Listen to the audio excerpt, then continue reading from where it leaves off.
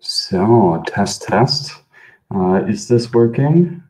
Hope so. Oh yeah, looks like it. Perfect. Hello and welcome here again live to the World Crypto Network. Works on the second try. Some difficulties with the technology first.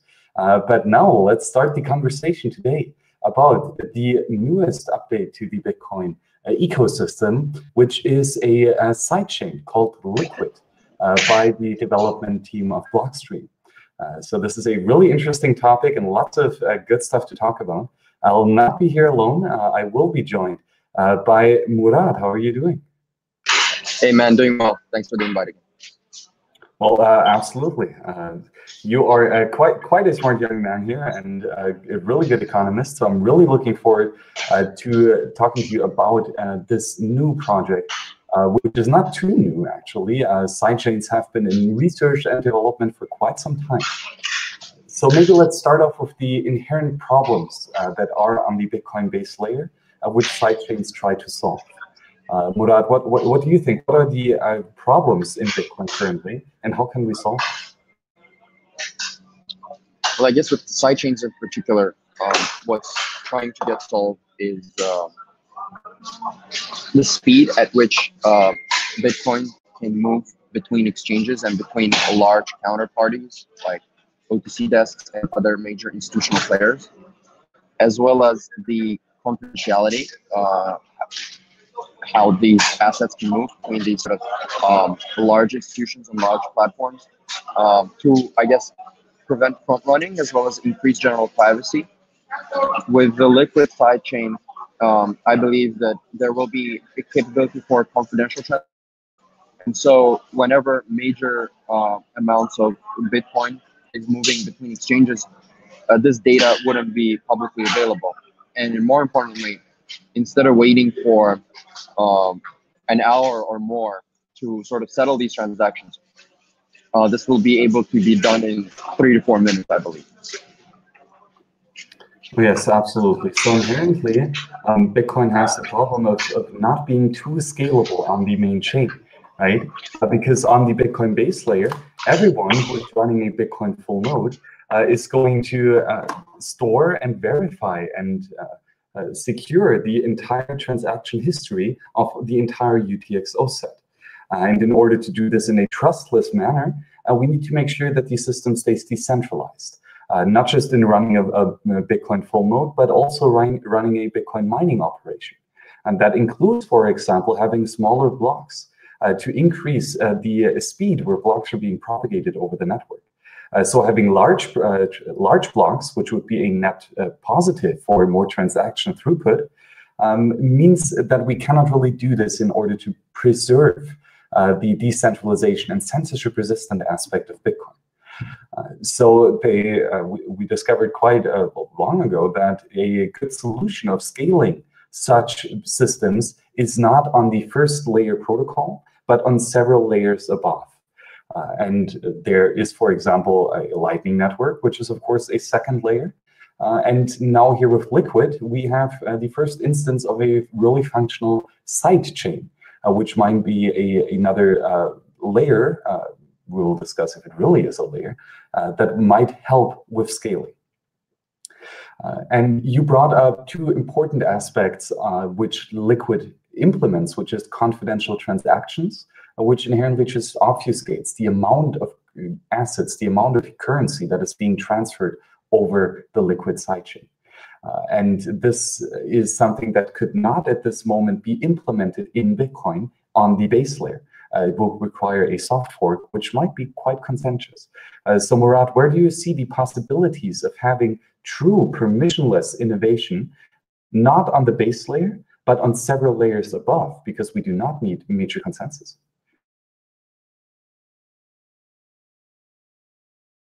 Gotta unmute yourself first. Because Bitcoin is a permissionless system, nobody can really prevent people from building solutions on top, on the side, or essentially around Bitcoin. It's important to note that contrary to the traditional financial system, the usage and your participation in these sidechain or layer 2, layer 3 solutions isn't necessary. It's opt-in by definition.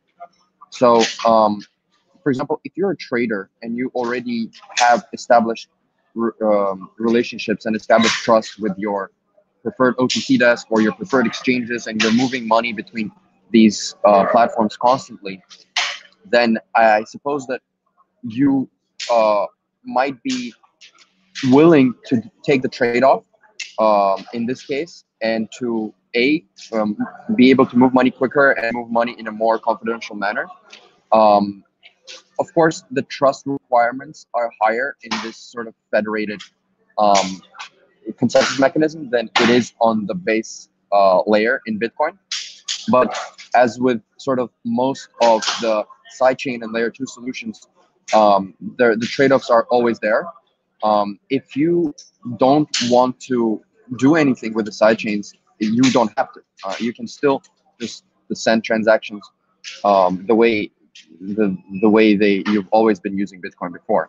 So it's important to note that a lot of people are complaining that this is going to ruin Bitcoin or whatever, but it's important to know that this is like very optional, it's non-coercive, and it's sort of, for the time being at least, this is targeting a very niche, high volume, high transaction type user. Right? Mostly, I believe traders is who they are targeting from the beginning.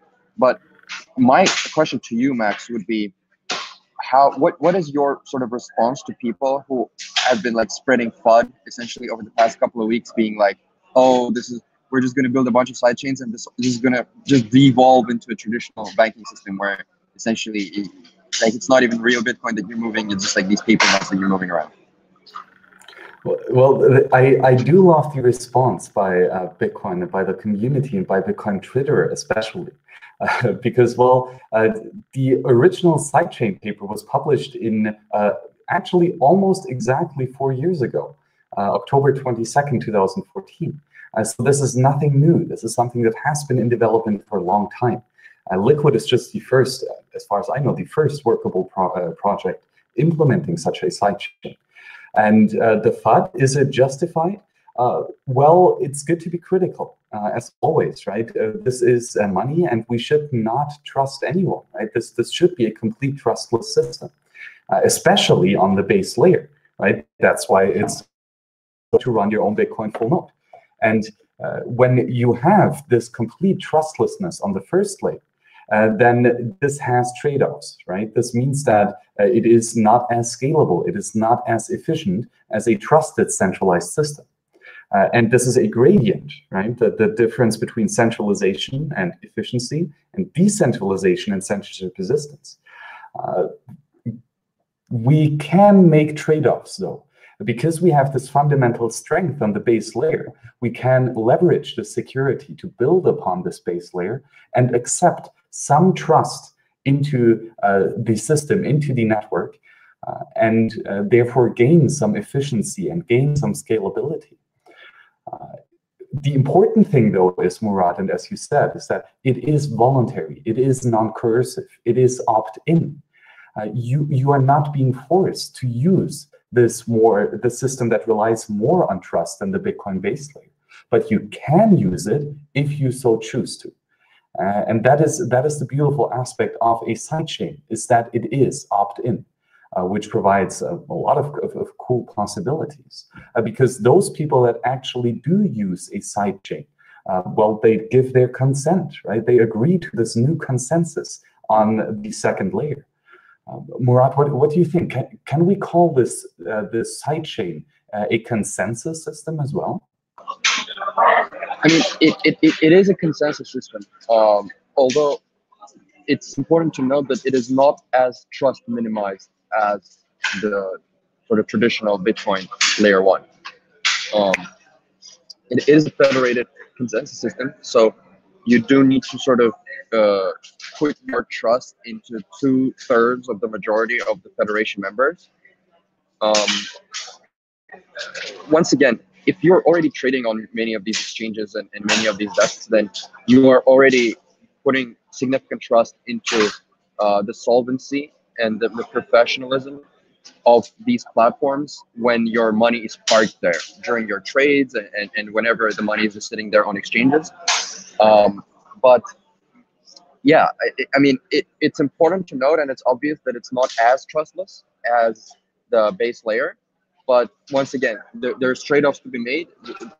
You reduce some of the trust minimization, but you increase the speed and you increase the privacy. So, and once again, if you are making like a $10 million transaction or whatever, you don't have to use it. I mean, I'm sure that for really, really size transactions, people will still opt to use base chain due to its much higher security.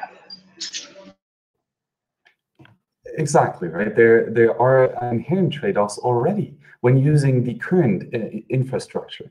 Because if you want to trade Bitcoin, if you want to have these Bitcoin available on a liquid exchange, well, you have to use a 100% custodial solution. So you have to put your coins on BitMEX, you have to put your coins on the Kraken, and you do have to give up your keys. And what do we say in Bitcoin? Your keys, your Bitcoin, not your keys, not your Bitcoin. That's why it's so important to always have a Bitcoin hardware wallet, right, where you can store these keys safely. And when trading, though, on a custodial exchange, this means that you have to give up your keys, and you're trusting one party, right? You're trusting this one centralized exchange to take good care of your Bitcoin. What we see with Mt. Gox or any other of the countless exchanges that have been hacked, that this trust is misplaced, that this trust is not justified. So then having a federation of 23 members, where you only have to trust that 1/3 or less than 1/3 is dishonest and malicious, then this increases the trust model quite drastically. However, the federation, let me share the screen here, is it's important to realize, let me find the exact, here, exactly. On the elementsprojects.org/how it works, link in the chat, you see the difference here between a dynamic membership multi-party signature, which is basically Bitcoin proof of work, right? It's a dynamic, any actor can become a member, and it's a multi-party signature because there are several miners doing the accumulated proof of work. And Elements uses two different parties. One is the strong federation of signers, and these are block signers who do create new blocks in the network, not by proof of work, but by signing. And here you need to trust 2/3 of these strong federations to produce valid blocks every 1 minute or so. But here you only do have to trust them to produce valid blocks. You still retain your private key, right? You still retain the private key for the liquid Bitcoin on the sidechain. So they cannot steal your funds on the sidechain itself intrinsically. They could only theoretically censor your transaction on the sidechain. And then a part of this strong federation also secures the transfer from the asset between the main chain, which is Bitcoin, and the element sidechain, which is liquid. And these are the watchmen.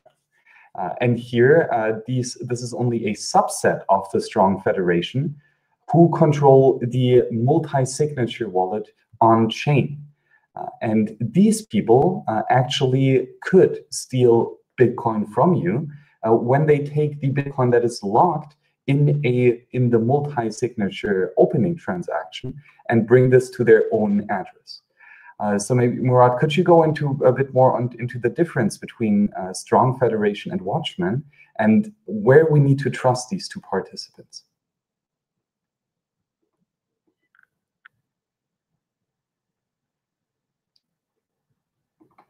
Murat, you're still muted.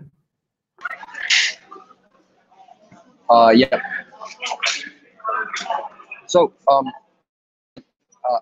once again, I'm not an expert on sidechains, but from the preliminary research that I have done, I believe that essentially with the Elements project,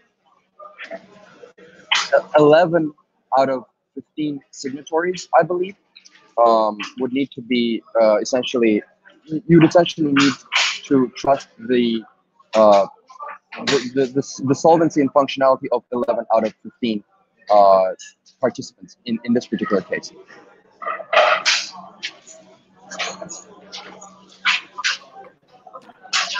Exactly, yes. So there is trust in a vast majority of the actors to be honest. However, a beautiful thing in this element sidechain is that it's no longer a dynamic set of signers. So we do now know who these signers are, who these people in this strong federation are, because they are well known in advance, right? These are the exchangers who have signed up for the liquid sidechain. And therefore, there is a reputation system involved. Because now it's contrary to miners in the Bitcoin base layer, which could be anyone who has mining hardware and electricity. Now at least we have the reputation system of real life, right, of meat space. We are also joined though by Niko from the Consensus Rye Network. How are you doing, Niko? What's up? Hey Max, thank you for inviting me. I'm doing fine here over in Finland. It's getting a bit cold, but yeah, I learned about the liquid recently myself, and I'm super curious. I'm a novice on the technical side though, so mostly here to learn. But on the other hand, I'm also working on a couple projects that might actually be candidates for using this protocol. So yeah, I'm looking forward to talking about those as well. Yes, Niko, and we talked a little bit about liquid on yesterday's show on the Consensus, right? The Monday night consensus. And that was quite an interesting discussion. I asked this question to Murad a bit earlier. Where do you see the big problem that sidechains solve in general for Bitcoin on the base layer? Well, the thing is, I'm not quite convinced that it solves some kind of a hair on fire problem. Maybe more like in the future in the scaling side.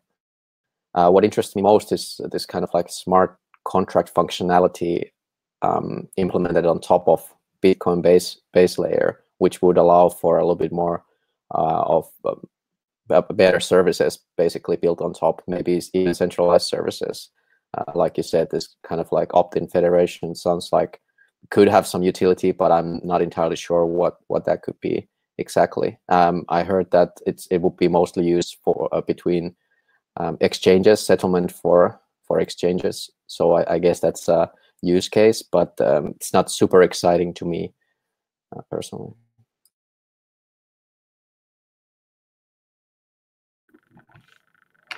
Exactly. That's the cool thing with sidechains. Anything can be implemented. Not just faster block time and confidential transactions, but also different scripting languages. Or then even going further, implementing a complete state-based cryptocurrency on top, such as Ethereum, which then has maybe more functionalities regarding smart contracts. So the possibilities here are quite endless. Maybe though, to talk a bit more about the point of what this sidechain actually is from an economic standpoint. There is, of course, Bitcoin, right, on the base layer, which is the money proper, right? And we have then, as Eric Voskil points out in his amazing article on the LeBitcoin wiki page, a problem that when we have a base layer, it could be used as a reserve currency. A currency that is being withheld in a quote unquote secure location, and then a Bitcoin certificate is being issued to facilitate the trade of this underlying Bitcoin money proper. And the problem that he mainly points out here is the auditability and the verification of the consent of releasing the money proper, the Bitcoin on-chain, in exchange for these Bitcoin certificates. So Murad, do you think that we can say that liquid sidechain is a reserve currency, that it is a Bitcoin certificate, or is it actually, similar to the Lightning Network, still Bitcoin proper, just in a different form?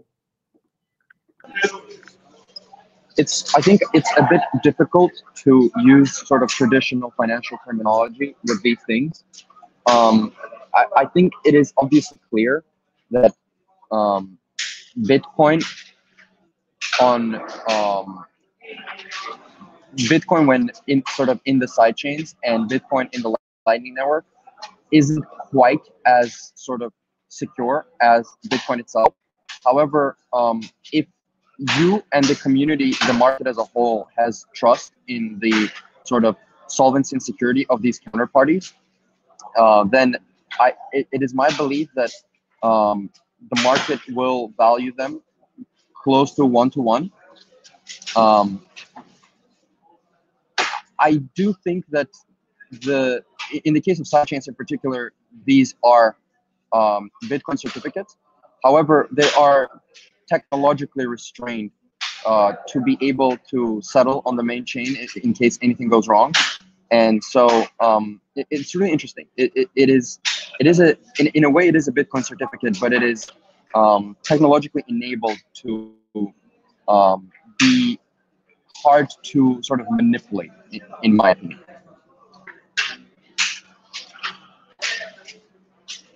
I would also add that a lot of people sort of have been raising concerns that something like this, in case a lot of Bitcoins end up existing on these sort of sidechain style systems, then there would be a concern for creating more Bitcoins than there actually are on the main chain. However, I think a lot of sort of those concerns are misplaced. And Max, I would be interested in particular to hear your thoughts on sort of this fractional reserve concerns of this part. What do you think? Well, inherently, anything is possible. If you want to create a sidechain that has a pegging rule of 2-to-1, to say you create 2 fraction Bitcoin for every Bitcoin proper that is blocked up in this federated multi-signature. So the possibilities of what you can do are endless, and you could introduce fractional reserve of Bitcoin in this current system. But remind yourself that we can have, and we probably do have, fractional reserve in Bitcoin already with some exchanges. Mt. Gox absolutely was running a fractional reserve scheme. Well, they failed and no one bailed them out because this is Bitcoin and not the US dollar shitcoin. But still, it was fractional reserve. However, inherently in the market, I do think that fractional reserve is not fraudulently if it is publicized, right? If it is hidden behind closed doors, then yes, it is fraudulent. But inherently, if people agree and consent, if they opt in to using this fractional reserve currency, then I don't see any problem with it. However, it should then trade at a discount, roughly at, in the case of a 1-to-2 fractional reserve, it should trade at 50% lower than the money proper. However, again, this can be kind of fluctuatable, because if you have a 2-to-1 fractional reserve system, which will lower the value of the sidechain coins, but then you increase a lot of usability, like confidential transactions, like maybe faster confirmation, or like bigger blocks or whatever, and then this will increase the value of the sidechain coin. So in this case, the value of the sidechain coin will be between 1 Bitcoin and 0.5 Bitcoin, somewhere where the market values it. But again, this is just another indication that it might be a reserve currency system, a sidechain, because it does create this new token that has a fluctuating value and is not packed inherently in the valuation to the base layer currency. But Niko, what are your thoughts on this? Is Liquid a reserve currency? That's such an interesting way to think about it. I really haven't even thought about that. And of course, it is true that it is kind of like a fractional reserve Bitcoin, which is interesting. But since it's transparent, it would act. I mean, in a free market, it should trade like, if it's 1 to 2, then it should be on. But what interests me, what you said about those different, like you could basically fork or make your own altcoin as a sidechain on Liquid, I guess, with different properties. And if those properties would be different or better than Bitcoin at some application, theoretically, do you think that could add actually value to Bitcoin itself? Because then, you know, it will return to the main chain if I'm not mistaken, right? I mean, when it goes to the side chain, it does its magic or whatever function or utility, and then at some point will be recorded back to the main chain. So I wonder if the value can change in between. Yes, really interesting. And I do think that fractional reserve is possible in these sidechains, and that the tokens will trade with according depreciated value. But what is interesting is that the Bitcoin that are locked on the multi-signature on the main chain, they are fixed, right? They cannot be double spent. They cannot be increased in money supply. So even if there is fractional reserve in the second layer, let's say twice as many liquid Bitcoin would be created, then this means that the people can trade these liquid Bitcoin inside the sidechain. But as soon as they try to withdraw them onto the base layer, the first people will get their Bitcoin, and they would release it into their own wallet with their own keys. And it would be nestled in proof of work. So it would be an irreversible transaction. And when 50% of all the people who were using the sidechain, or all the funds that were locked up in the sidechain, are withdrawn, well, then there would not be any Bitcoin left on chain in the multi-sig wallet. So inherently, if there is a fraudulent fractional reserve scheme that is not publicized and that allows a withdrawal at the face value, then yes, there could be backholders in the sidechain that would be the last persons to withdraw their Bitcoin out of the multi-sig sidechain. But again, if it would be publicized and all open source software, which by the way, Liquid is 100% open source, means that it would be publicized to everyone that this is a fractional reserve system, and then the withdrawal would be pegged to this fractional reserve. So you would say 2 sidechain Bitcoin get withdrawn for 1 Bitcoin, and you know, this peg would have to be upheld due to consensus. Murad, what do you think? Is this fractional reserve scheme possible, and is it inherently good or bad for Bitcoin? Well, as long as no additional Bitcoins get created, even if you take these sort of extra Bitcoin certificates, as we call them, into account, I think that doesn't pose a problem. A problem is only posed if the money supply is challenged in a way where people's wealth gets diluted. I believe that in the case of the Element sidechain, the LBTCs are algorithmically pegged to sort of not exceed that amount. As I agree with you, however, that sort of anything is possible, and these systems are fundamentally not as secure and trustless as the base layer. So my hope is that no additional Bitcoins get created. This, once again, like to put it succinctly, this only becomes a problem if there's any additional supply creation.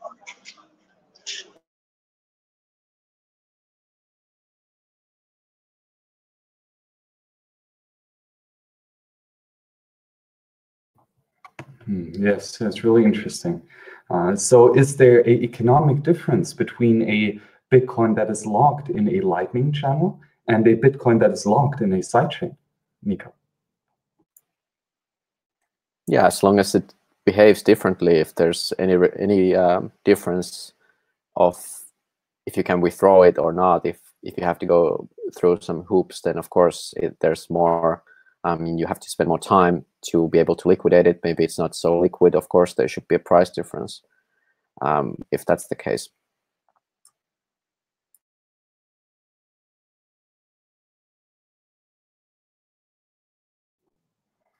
Well, inherently, I would say that there is a difference in that sense, that a Bitcoin that is logged in a Lightning Network payment channel is fundamentally, again, right, only a 2 out of 2 multi-sig with some additional complexity in the script. But then in the payment channel, it only transfers the state of this multi-sig. So the ownership over and control over these UTXOs are being shifted off-chain without being settled on the main chain. But inherently, it is a Bitcoin UTXO. Now, with a sidechain, you do have, again, a multi-sig, right, where you put in these Bitcoin. So that part is the same. But then you do not change direct ownership over these with a payment channel, but rather you issue a token, right, a second token on a second blockchain. That is then, it is though pegged to this base currency, but it is a unique and separate token, which can be exchanged without inherently changing the ownership of the base token. Is there a difference, Murat, or am I messing something up here? No, I generally agree with your point. It's sort of hard to say right now whether the UTXOs moving off chain represent sort of the Bitcoin fully one-to-one. Once again, the most important is to do as much as we can from a fundamental systematic technological perspective, so that these systems are strictly one-to-one and there's no sort of even a remote possibility of sort of additional unit creation on top of these extra layer systems. Because if we don't maintain these kinds of sort of guarantees, or as close to guarantees as possible, then this would really challenge the very value proposition of the very fundamental early value proposition of Bitcoin. Oh yes, great points, Murat. And unfortunately, it's been only a brief conversation, but I really do appreciate you coming on and sharing your insights here. But you do have to get going, busy man, which is good, right? Biddle and build stuff, and don't just talk about it. Actual action is required. So Murat, thank you for joining us. Where can the people find you, and then what are you currently working on? Thank you, for sure. I am currently working on a couple of stealth projects that I'll be announcing in January 2019. But you can always find me on Murat on Twitter. Thank you once again for the invite. Well, again, Murat, thank you for joining us again here on the World Crypto Network, and see you absolutely on the next show, hopefully. Niko, you still have a couple more minutes to talk about this stuff. So maybe where do you see some other advantages of having these sidechains?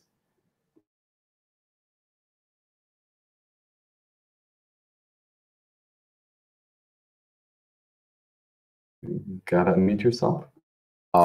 Sorry about that, guys. So what interests me mostly about this, how to bring Bitcoin to the masses, to the mainstream. So figuring out a way to utilize this to bring about better services, maybe better wallet services, or peer-to-peer trading service. On, if you want to check that out, that's weeconomy.io, and we were looking at rootstock initially for that, and I'm not sure if can also look for this. Basically, simple escrow, and then some kind of an arbitration system or a quorum system for conflict. So I would look to those applications first to provide a really robust way for people to transact and trade with each other and basically sell things to each other. And I think, well, of course, Bitcoin is the established secure protocol at the moment. If we can build something on top of that that provides us some extra functionality, maybe even at the cost of a mild centralization, I think that's something very interesting to look at. What do you think, Max? Oh yeah, it is quite interesting. The possibilities, endless possibilities that sidechains enable. including a complete shift from a UTXO-based system to a state-based system, which does introduce more risks, right? As we have seen in Ethereum countless times. They can't even handle multi-sig wallets, as we've seen with the parity hack. So it is difficult to secure these state-based systems, but they allow for much more flexibility, especially with a Turing-complete smart contract language. So the problem, again, is introduced risk, but because a sidechain is a opt-in voluntary system, the people who are using the system agree to all the security trade-offs and concerns. I do like a Turing-complete state-based system much more if it is handled in a sidechain with a asset that is pegged to the base currency, rather than having it directly on the base currency level, as we've seen with Ethereum, that just gives a bunch of trouble. And I do prefer having a sidechain, which is, again, pegged to the base currency, to a complete separate chain, which has to create its own currency. Because, well, there is likely only going to be one currency on the market for a vast majority of economic transactions. And breaking this network effect is quite difficult. So the value proposition has to be of several orders of magnitude better than the current status quo, which I believe Bitcoin is compared to fiat and compared to gold. But I would doubt that something like Ethereum is several orders of magnitude better than, say, Bitcoin. So having this opt-in but pegged system is, I do think, a nice trade-off to explore with many more possibilities. Niko, do you think that we can use these sidechains as testing grounds, and that we will see eventually some of these technologies being kind of backported onto the base layer?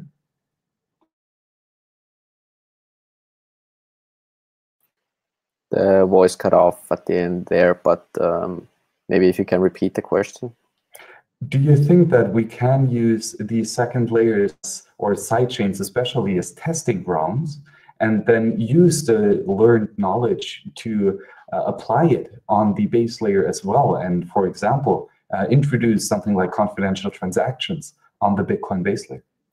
Oh, yeah, absolutely. I think one of the main applications should be a sort of a testnet. And I was actually going to ask you, because that's something that it's not entirely clear to me, that is there absolutely any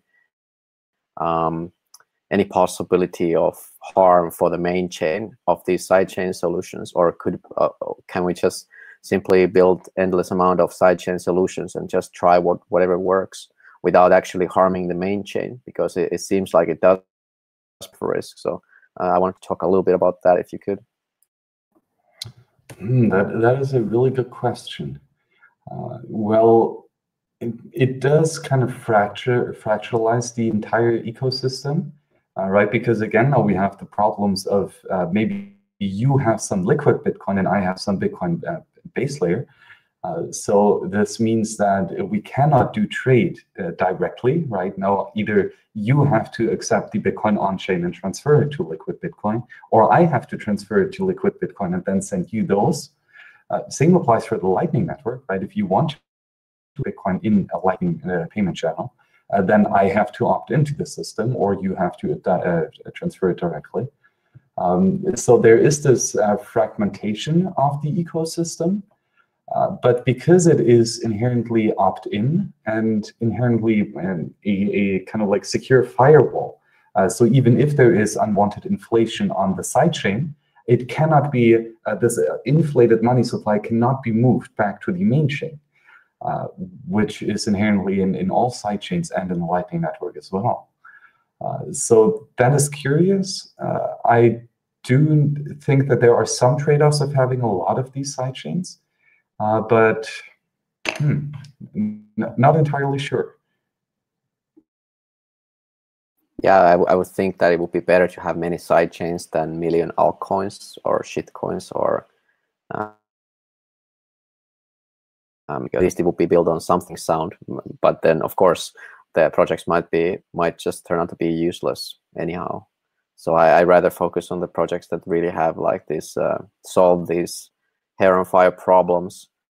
And at the moment, I just don't see that many. And yeah, I'm trying to come up with a some kind of a killer app for it, I guess. Do you have any ideas, Max? Well, what I do think is interesting is that both for complete separate blockchains like Bitcoin and Litecoin, but also for sidechains, so Bitcoin and Liquid, you can use cross-chain atomic swaps to atomically transfer one asset to the other. So this allows for trustless and for decentralized peer-to-peer exchange between these different tokens at a protocol level. And because there is this inherent, because there is this inherent ease of transferability and exchange, this lowers the overall cost of exchange. So it's much easier to exchange 1 Bitcoin for 10 Litecoin compared to exchanging 1 Bitcoin to, let's say, Zimbabwe dollars, right? So the extra liquidity, the extra ease of use will definitely grow. However, I might even argue that still, even because we have this extra usability, the true sound money, the one currency, the one money that will rule them all, or at least rule a lot of the marketplace, will be used even more as the store of value and unit of account. And in the medium of exchange aspect, it is just being, it is kind of only used as a method of payment to acquire that base currency or that currency and payment system that the merchant would like to have. So if Niko is the merchant on the Money Badger shop selling his amazing t-shirts, and he wants to have the Lightning, or let's say the Liquid currency, but I as a user choose to store all of my value in Bitcoin base layer, then I would simply do an atomic swap at the point of sale to exchange my Bitcoin for Liquid Bitcoin to then easily fulfill his needs as the merchant. Niko, do you think that the extra tradability will increase the strength of the sound money? Well, of course. I mean, people wouldn't store it for value if it wouldn't be highly liquid, and that's the whole point. That you can be sure, you can be certain that you can buy something and you can buy more in the future. That's the whole base idea of the currency. So I think there will be this dominant money, like you said as well. But at the same time, I also think that there will be a place for these different tokens and these even these shit coins or hobby coins or whatever you want to call them, because you know they are fun, some of them, and maybe some of them even offer some utility. Maybe you can have some loyalty programs that use different kinds of Bitcoin tokens, for example, as a sidechain solution, and that could be something useful from the merchant perspective and company perspective. But again, from user perspective, I don't know how much new or exciting that's going to bring. Certainly not enough for me to think that there will be any kind of push for mainstream before we can actually solve some kind of a currently actively being solved. And I think that currently the only thing cryptocurrencies are solving a hair on fire problem in the world is the sound money problem with countries that are currently suffering from hyperinflation. And I think it still remains the most important application. We should be getting ready everywhere else as well for that. Well, and this is right the difference between the Bitcoin maximalists like Pierre Richard, who believe that the one sound money will drive out most of the other currencies in the system, which I do agree with this point. However, I also see the point that Andreas Antonopoulos has been pushing for a long time, is that because it is now so easy to create your own currency, that even little children will create their own token, their own maybe pegged sidechain or asset issued on Lightning Network. BHP, by the way, cool network, cool protocol. And this, I do think that there is this inherent kind of trade-off of ease of creating a new currency to be used for anything, right? If you want to do your own token for participation trophies or whatever, you can do it. But the question is, will it have a monetary value Probably not, because again, money is the most liquid used medium of exchange and store of value. So I don't think that monetary value can be taken away by these tokens, regardless of where they're issued. But there can be other values, like just a collectible or some sentimental value, or just some bragging rights. Just like maybe we use stickers like this here right now, cold card, don't trust, verify, to brag that we have a cold card. We could use digital tokens that we somehow put on our social media profiles or whatever, to give us the bragging rights of being a owner of this scarce asset. But Niko, what are your thoughts? Are there going to be several currencies or just one?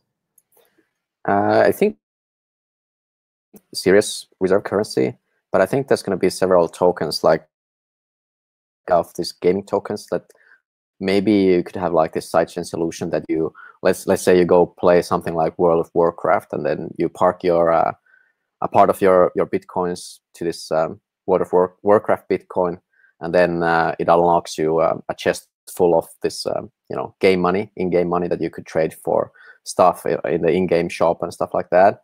And then you could maybe gamble also, or play games, or I don't know.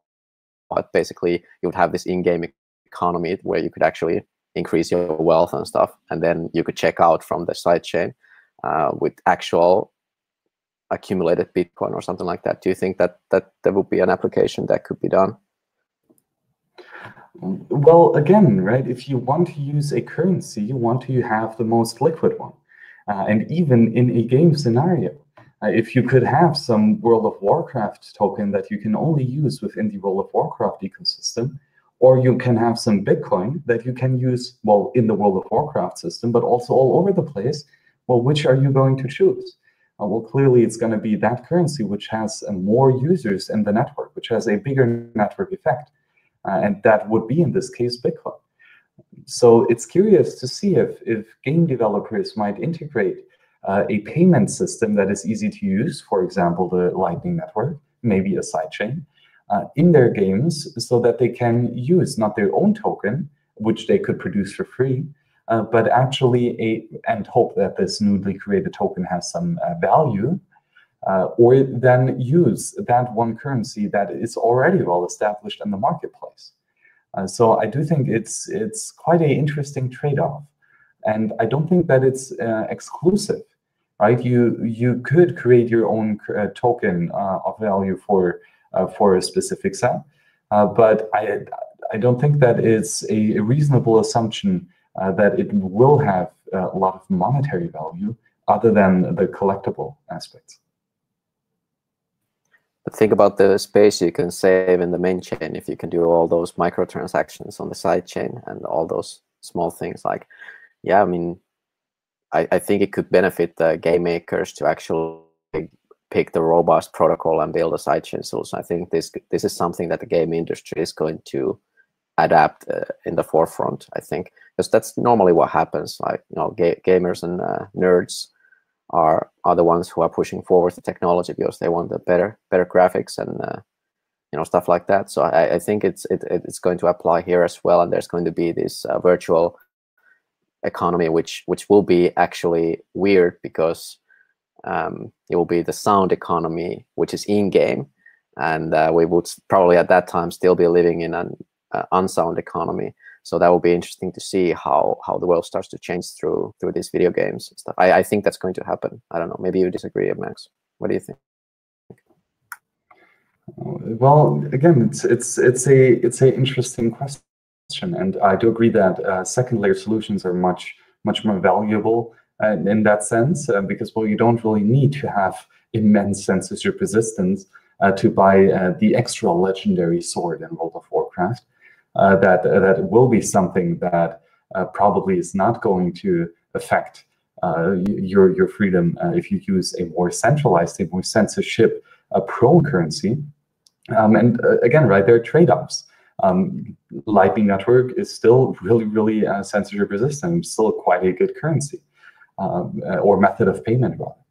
and sidechains have to be evaluated on their own grounds if they are useful in that sense.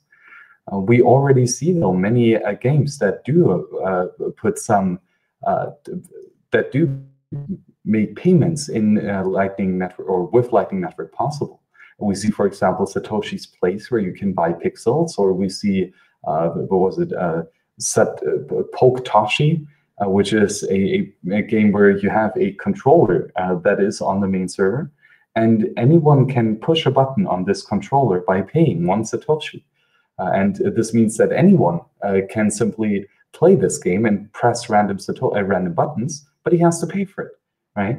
They could have created their own Pokemon Toshi coin and hope that people actually have it and want to spend it, and people are willing to buy it, right, and want to store it. So that might be a much more difficult task than simply building a game and using a already established currency. Quite interesting. Yeah, you can believe me, as a recovering shitcoin investor, you know, it's really hard to make people hold on to your shit token these days. Like, you gotta really provide something special, and most of those are not up for the task. So I think this is a solution for those kinds of legit projects that are thinking about releasing their own coin. Maybe don't. Maybe look into this option.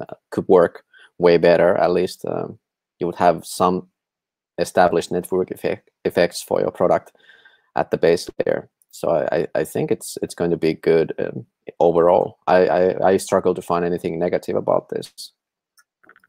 Well, and you do bring up the network effects, right? And that is an inherent question. If we have a established network effect with Bitcoin, and do these second layer solutions, and let's maybe focus on the sidechains, do they require their own network effect, or can they kind of piggyback off the underlying network effect of the base currency? Well, let me ask you this: Do you think Bcash would be worth $1,000 or whatever Bitcoin Cash is worth at the moment? Oh yeah, that's interesting. If a altcoin that uses a entire separate network, well, Bcash took over the UTXO set, right? So everyone who was a Bitcoin hodler did get some Bcash. But on the other hand, with sidechains, that does not inherently happen, right? If you have the base currency, you could atomic swap in there, or you could put your own base currency in the multi-sig to liquidate some sidechain assets. So there is no UTXO overall network effect in that sense. So I think there's a difference between Bcash and sidechains. Well, yeah, of course. But then again, a Bitcoin Gold is also like, what, $10? So there's also a big difference. My point is that they are piggybacking on the Bitcoin network effects. And I think that if you are marketing a Bitcoin sidechain solution on the Bitcoin network effects, much like Bitcoin Cash is, in my opinion. Oh yes, absolutely. But because this system is opt-in, right? You as the user need to be active to participate in it. And this is at least one step of hindrance for the network of reaching more adoption.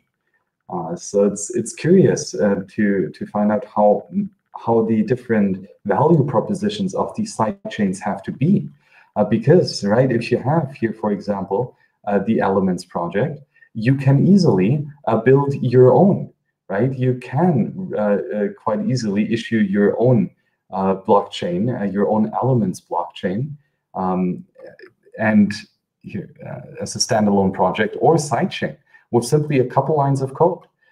So the costs of creating your own blockchain currency will further decrease and decrease. And now with some more standardized process, like here the Elements project, it's interesting to see how many sidechains will be around. And when there are a lot of them, well, then there has to be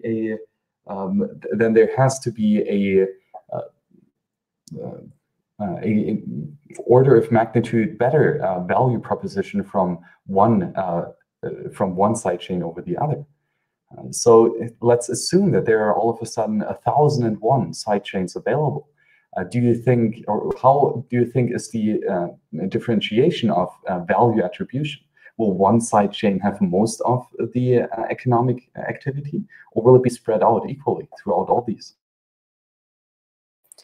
I think it's not extremely useful to think in those kind of terms, that the sidechains would be kind of competing with each other, because I think the sidechain solutions will be, at least the good ones, will be providing a really specific solution to a real problem. So the users who will be in the target group of that, who are that problem, would then find it immensely valuable because they need that solution, but they wouldn't be interested in most of the other solutions. So I don't think you can make up, because the value proposition will be fully subjective, based on the user's preference. So I don't think that's super relevant to compare the sidechain solutions with each other. Again, I would default to trying to find the killer app for this kind of solutions in general. Yes, quite interesting. I mean, the monetary value is secondary anyway. I mean, you like to say that as well. The price is the least interesting thing about this technology. And yeah, well, I mean, while it is important, I do agree that the tech is way more important at this point. We are in the middling phase. Oh yeah, exactly. But it's an inherent value proposition, right? It's not the question of what is the market price, as if this market thing is one entity. A market is just an accumulation of several individuals, including you. And for your price, it's important how you value this currency and what your trade-offs are. If you have not sold in the last second, well, then your price for Bitcoin is not $6,500 or whatever. Your price of one Bitcoin is much higher. You value one Bitcoin more than you value $6,500. Otherwise, you would have sold, right? So yeah, the market price is boring. The tech is much more interesting. We had a really good question by Red Flatty in the chat. Again, thanks for joining us in the chat. Always nice to hang out with you. And he says, with Bitcoin, Lightning Network, and sidechains, the sky is the limit in terms of ways to transfer value. But one hard underlying value, beautiful, world-changing. And I do agree that that we see more and more abilities of programming Bitcoin, programming this digital asset to perform different functions with true smart contracts. And with that, I do not mean CryptoKitties, but I do mean the Lightning Network. I do mean sidechains, which are smart contracts, right? And the question, though, again, is this really one underlying value that is being pegged to these sidechains? And would it be a difference if these sidechains are, or if these blockchains are not employed as a sidechain, but as a standalone blockchain with their own inherent asset, which is not backed by Bitcoin? So where's the difference here, Niko? Well, I think it boils down to whether you are of the belief that Bitcoin is old technology and should be done away with the new ones already, or do you believe that the protocol can infinitely evolve? And I think it will be super difficult thing that could challenge Bitcoin at Bitcoin's game. However, challenging Bitcoin sidechain solutions would be another matter, because we're talking about smart contracts and very specific applications, and maybe centralized services, which is another thing entirely. We're not talking about digital sound money then. We're talking about applications built on top of it. So I think most of the altcoins, I think any of the altcoins really compete with Bitcoin right now, but they may be competing with the sidechain solutions. So that's actually interesting to see if at some point the whole discussion and narrative will move towards from what is going to replace Bitcoin to, are sidechain solutions relevant? Right, this is still cutting edge technology, although it is already 4 years old, which is a lot of time in block time. It is still really, really new. So there will be a lot of bugs, there will be a lot of failures, and hopefully we learn out of them, but we never know, right? And Rat Flatty again says, buyer beware using a sidechain with a peg. So absolutely, right? Be careful and don't trust, even if reputable developers like the Blockstream team are working on this. They might be builder-proof, as the FUD likes to go. So I agree, you have to be careful with anything that you do with your precious Bitcoin. The question, though, is if this peg between the base layer and the sidechain currency can hold up. Can we make sure that this peg of, let's say, 1 Bitcoin is 1 liquid Bitcoin will hold up? And is this then a true stable coin and not compared to something like Tether?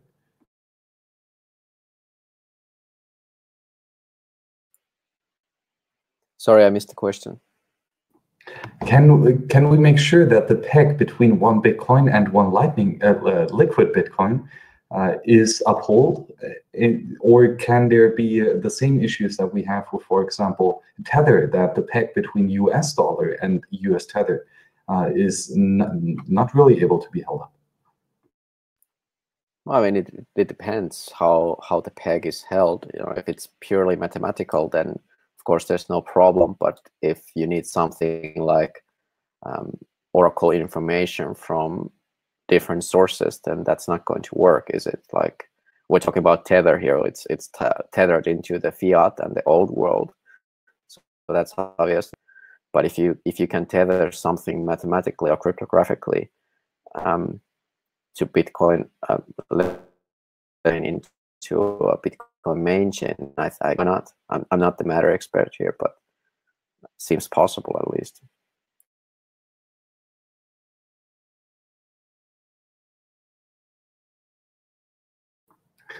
Yes, and inherently there is a two-way peg. So let me find that right here.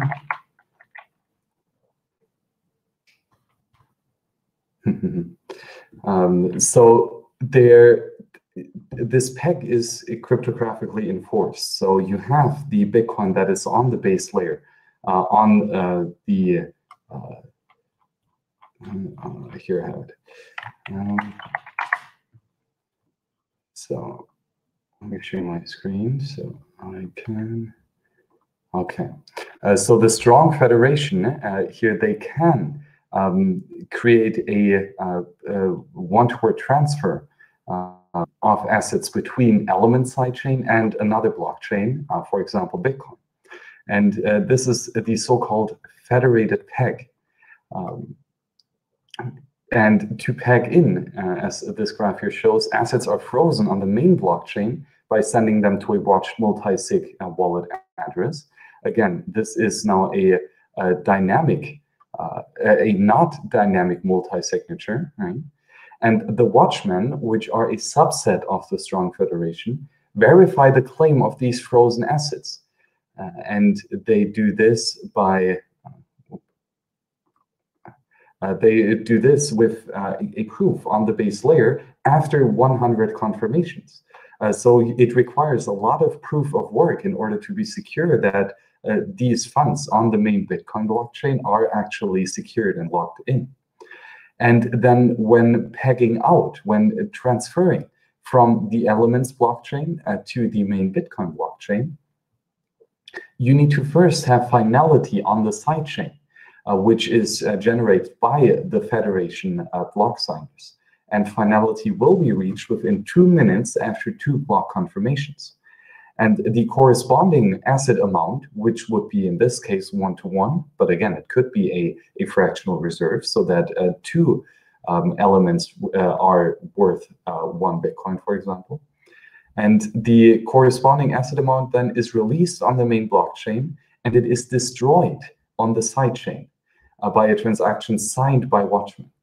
So these subgroup of people or of the strong federation they will cryptographically destroy the tokens on the Elements blockchain so that they can then be released again with a proof of destruction, with a proof of burn in the main blockchain itself. So it looks like that in this case right here, it is possible to cryptographically prove that either there are Bitcoin now in the multi-sig on-chain, or that the liquid Bitcoin have been destroyed in the Elements sidechain. But is this cryptographic proof enough, or is there some other inherent proof required, or maybe even some trust?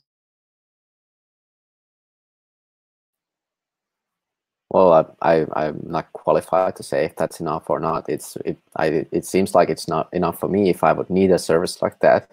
It's just that, like I said, I fail to see how it's useful to me specifically. But yeah, it's a nice case example of what can be done on a sidechain. So that's interesting, at least.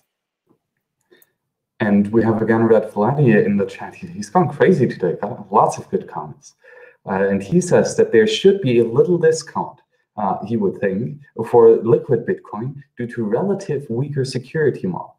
He thinks that all sidechains will develop a discount based on this and other factors. And again, right, this is the interesting question. You do have a decrease in the trust model, but you might have an increase in the functionality. And it's interesting to see how this will evolve, to see how both the trade with just a atomic swap, so trading, let's say, one Litecoin for one liquid Bitcoin, has a market price, right, an exchange price. But this exchange price might be different from the underlying and enforced two-way peg by the strong federation of one Bitcoin to one liquid Bitcoin. So it's interesting to see if there is going to be a margin. And if there is a margin, if people are incentivized to do arbitrage, right, to request their liquid Bitcoin to be released or destroyed and the Bitcoin in the main chain be liquidated out of the multi-sig, in order to then, again, sell the Bitcoin for liquid Bitcoin at this higher price and therefore get the arbitrage opportunity. So in a liquid market, the peg should be, because of that, be defended, so to say, and should not break. Do you think that this arbitrage is enough, or does it even apply for a sidechain? Well, it's hard to say. I mean, if it's really mathematically pegged, then as I said earlier, if there's even a slight difference in utility, then there will naturally be it will trade at some different price. But what is interesting is that once it settles back into the main chain, I mean, the BTC value has to stay the same either way. So I don't really see how that would become a problem. Maybe I'm missing something. Well, there are different trading partners involved, right? If you have the liquid Bitcoin already, right? So there is one Bitcoin for every liquid Bitcoin represented in the multi-sig in the Bitcoin blockchain. But you do have this liquid Bitcoin and you can trade it. You could trade it with someone directly against Bitcoin with a cross-chain atomic swap. So this would mean that you get instantly, or after the sufficient amount of confirmations, the Bitcoin who has never touched the multi-sig from the federation, and your trading partner would receive the liquid Bitcoin without ever having to lock up a Bitcoin to this federation multi-sig. And so this cross-chain atomic swap is completely disregards the peg, right? It could be exchanged at 10 liquid Bitcoin for one Bitcoin if those two trading partners agree. Neither of them are part of the federation. So inherently, this market price does not necessarily have to be at the pegged level. However, then if you have the liquid Bitcoin and you want to release the Bitcoin on the base layer in the multi-sig and have these Bitcoin, again, liquid on the base layer, you will cryptographically have to destroy one liquid Bitcoin in order to receive one Bitcoin on chain. And therefore, this peg is enforced. So there are two different trading pairs here. One is someone who has liquid Bitcoin and wants to have off-chain Bitcoin that has never touched the federation. And one is someone who wants to destroy his liquid Bitcoin in order to liquidate the Bitcoin on-chain out of the multi-sig. Are there going to be two different prices then? One pegged if you destroy the liquid Bitcoin, and one free floating if you simply trade it.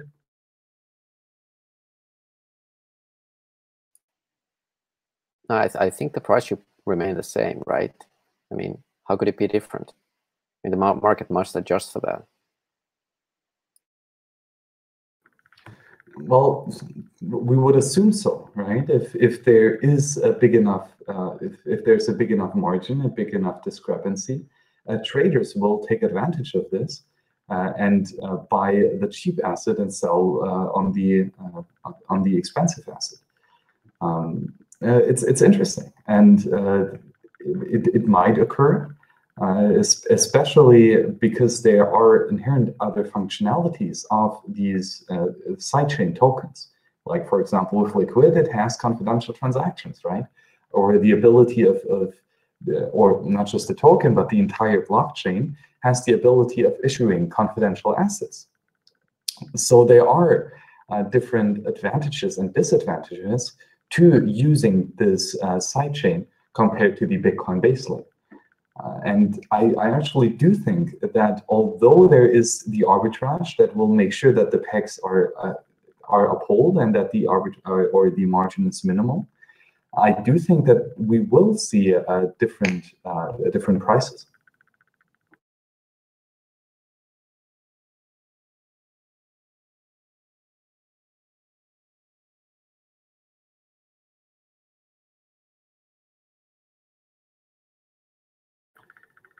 And maybe again here we have a good statement from Brad Flatty. I get that the peg will always be one-to-one, but on the trading market, there's supply and demand. Exactly. I guess the market may trade a discount if there is any concern about liquid and system peg not functioning. So that's interesting. If we ever have, let's say, 66% of the federation colluding on and trying to steal these liquid Bitcoin, would due to market mechanisms, the value of these liquid be driven downwards by cross-chain atomic swaps, even before the federation would have the possibility of cashing out on these Bitcoin. How would they actually cash out if all they would hold is the on the main chain, or how does that actually work? As far as I know, if you have 66% of the watchmen signing off on this multi-sig, then they can send the money to a already specified address. So in the creation of the multi-sig, you already specify one address that the Bitcoin on-chain can be sent to when the multi-sig is released.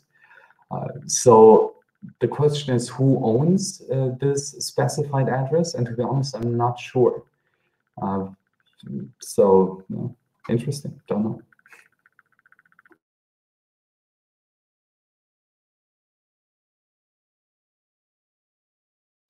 Yeah, obviously it goes without saying, like any other centralized service, you want to be sure of what you sign up for and read all the fine print and do your own due diligence and really think if it's a product or service that you need and are willing to make the trade-offs, because there will be always a trade-off. If you get something, if you make your life more convenient, and consider what you are trading for. Exactly, absolutely. And Right now, at least for me personally, I don't see any use case for me to use liquid Bitcoin. Well, mainly because I don't trade too much, right? So for me, I do not need this inter-exchange liquidity. However, what I really do appreciate is the possibility that because now this is a specific network for exchanges, and they really do rely on stuff like confidential transactions to prevent front running, they will move a lot of their trading volume from on-chain to off-chain, to the sidechain. And we've seen that, or some calculations estimate that there are 40 to 60% of all Bitcoin on-chain transactions come from exchanges. And we've seen during December last year that Coinbase, when they shut down their on-chain transactions, that the mempool reduced by 80%. So exchanges truly do make up a lot of the on-chain transactions. And when they are in a separate network, which might be the sidechain by Liquid, which might be the Lightning Network, we don't know yet. But at least it might reduce on-chain demand for transactions. And then people like me, who truly value the censorship-resistant and trustless version of Bitcoin, then there might be lower fees for us users, which is quite nice.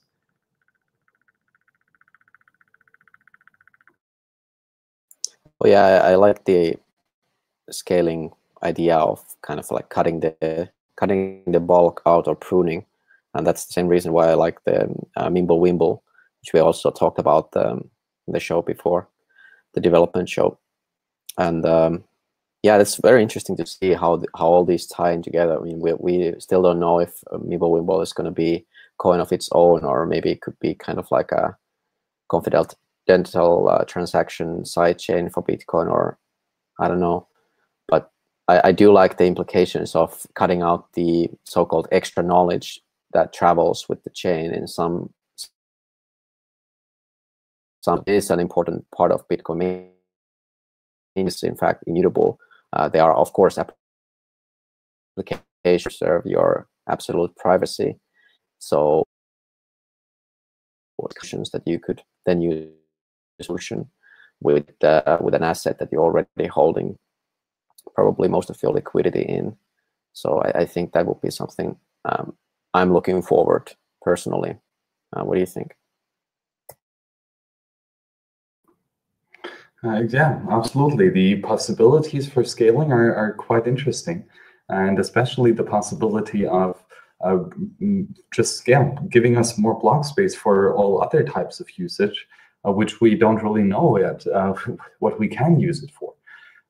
And also the true permissionless innovation, which is now no longer restrained by consensus, right? By having to persuade everyone in the network to agree with the innovation. This shows that we can now experiment a lot more, which is something that I'm quite looking forward to.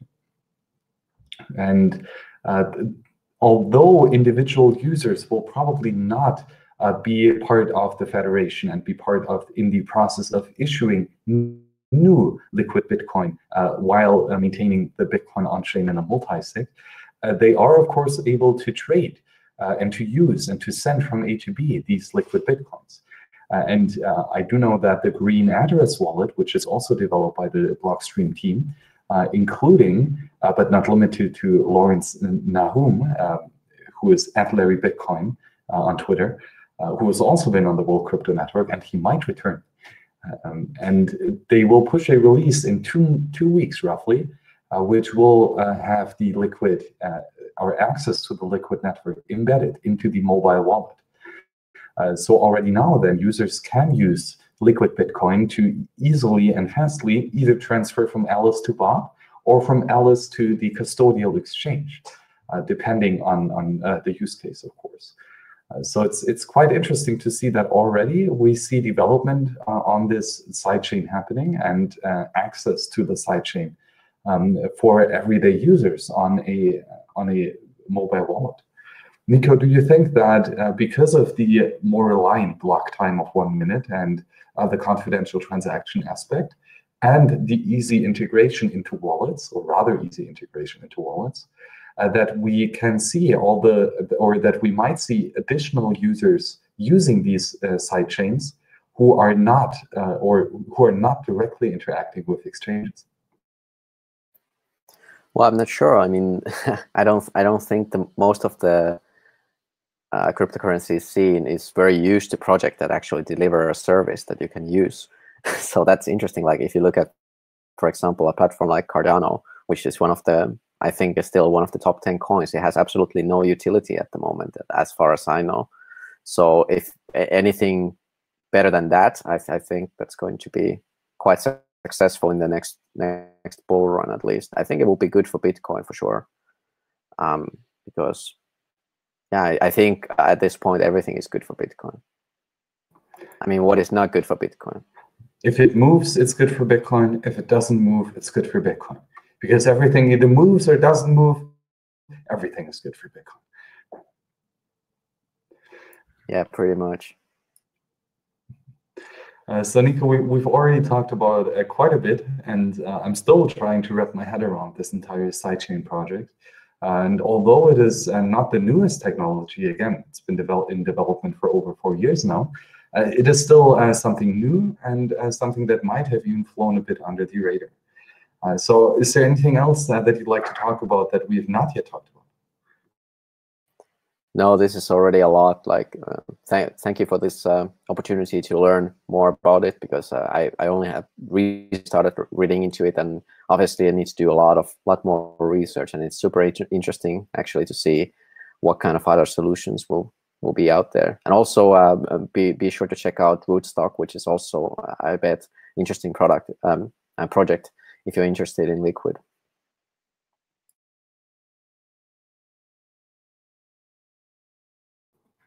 Oh, yeah, absolutely. So Piers, we have talked about quite a lot, mainly here about the Liquid network, which is a sidechain on the Bitcoin blockchain that has been developed by the peers at Blockstream. And if you want to have some additional information, check out their FAQ, which is quite useful. And their article by Samsung Mao just a couple days ago about the launch of the Liquid network, which goes about some basics and explains them more clearly. This is one part of the entire project called Elements, which is basically a collaboration of a bunch of different developers who work on concrete technologies, like, for example, Schnorr signatures, or the segregated witness, or confidential transactions. And this is all something that could be implemented into a sidechain that is then pegged to Bitcoin. Check out the two really good and, to be honest, really accessible papers about, first, a pegged sidechain, which was published in 2014 by, well, a lot of people. And many, many bright minds have been working on this for a while. And then the recent paper in January 2017 about the strong federation, which solves some problems of pegged, of mining-based sidechains, like, for example, the Drive chain by Peter Stortz. So you can find out more about Niko on Twitter at OmniFin, and of course check out the Consensus network, where we did yesterday a Monday night consensus on developing for Bitcoin, for blockchain, which included a discussion for sidechains and all the possibilities here. Please also check out Mastswap Murat on Twitter. He's a really, really, really good follow, and he knows a lot about economics and about Bitcoin in general. So absolutely, that was a really nice talk that we had today. If you like to support the Purism fundraiser right here, you could do so. We are only missing 0.04 Bitcoin. That's only 4 million Satoshis until we have reach our fundraising goal of 30 million Satoshis, which will give us enough funds to get a Librem 15 security-focused and privacy-focused hardware. You could donate, for example, $25 by simply scanning this QR code.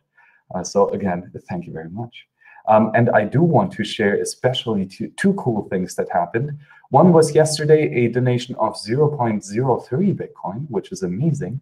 And this one is especially cool, worth 0.0015 Bitcoin. And the cool thing is that this was a transaction that has been sent via a GoTenna mesh TX Tenna transaction with collaboration of the GoTenna team and the Samurai team.